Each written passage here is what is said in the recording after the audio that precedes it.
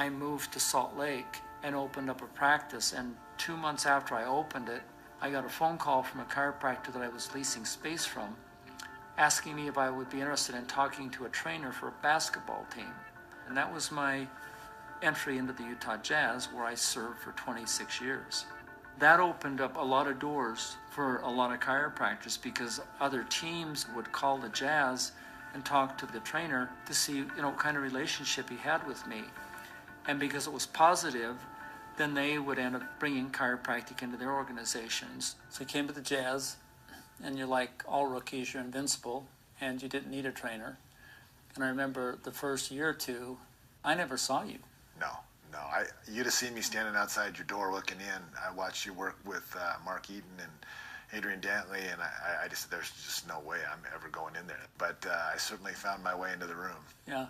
You got on my table, and you asked me if you had to believe in it for it to work. Remember that? Yeah. I said no. Yeah. If this was faith healing, we were in deep trouble, because I wasn't a believer. That's true. For sure. When I came in, I walked in your office one day with a limp. This is kind of when you and I really ramped up our experiences together. Is I was limping around. I had taken an anti-inflammatory for almost a year and a half for a little tendonitis in by my ankle. And I limped into your office to get adjusted before a road trip, and you asked me about the ankle. I said, well, what's going on? I said, don't worry about it. It's tendonitis. It's under control. We're handling it. And you said, well, you mind if I touch? I said, you can try to touch it, but you can't. You're not going to find anything. You can't palpate it because nobody else could. Remember, you touched me in 5 spots that were hot as a boil, and I jumped off the table, and you said, well, that's the 5 attachments to the peroneus tertius. And I said, you know what that is? You said, yeah. Would you like me to fix it? And I said, absolutely. You did your work on it, and I walked out of there pain-free, never limped again. I refused to take the anti-inflammatories after that. There's just no need for them. And so that was really where you and I started our long and great experiences. Front court left, Stockton falls down, and Stockton is hurt. He's hurt. Trust me, he is hurt. It's probably one of the most severe ankle sprains I've seen. In fact, I'd never seen an injury that they had to help him off, but he was in some significant pain.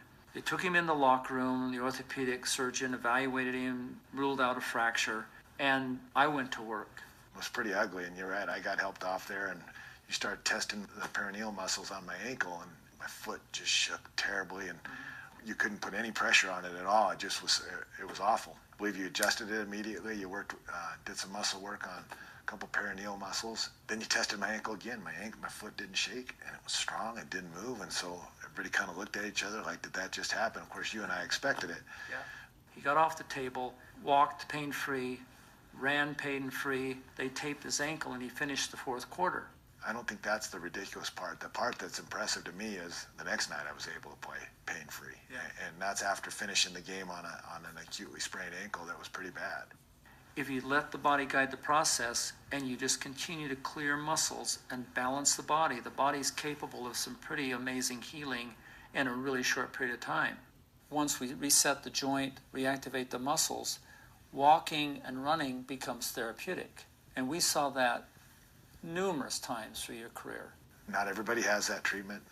Not everybody can be kept balanced like you kept me balanced. So things didn't have a chance to grate and wear down and erode. Mm-hmm. If something bad happened like the sprained ankle, I didn't have to adapt around it. We got it back online, and I could play not only pain-free, but free from the worry that I was going to hurt myself worse. I had my aches and pains, but largely I'm in pretty good shape for a guy that played 19 years, or even for a guy that played 8 years. The Jazz had the lowest injury rate of any team in the NBA over a 20-year period that I had access to the players. The league average, if you take all the injury rates, was like 141, and the Jazz injury rate was 61. I know you fought some battles for me. Yeah, because I was committed to the treatment, and I thought everybody should be committed to the treatment. I mean, this works. If something works, why aren't we pushing it? Why aren't we pushing it?